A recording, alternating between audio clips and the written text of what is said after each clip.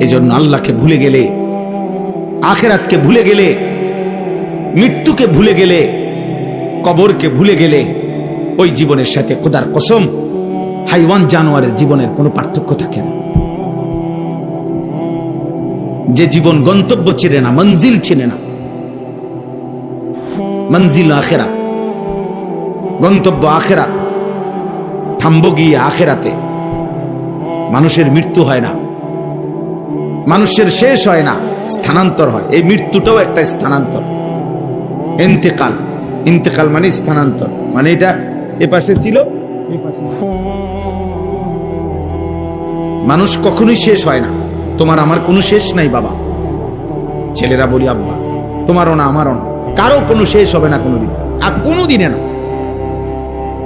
মানুষ জন্মের পরে একটা সময় স্থানান্তর হয়, কবরে যায়, আবার সেখান থেকে স্থানান্তর হয়ে একদিন হাসরের ময়দানে আসবে।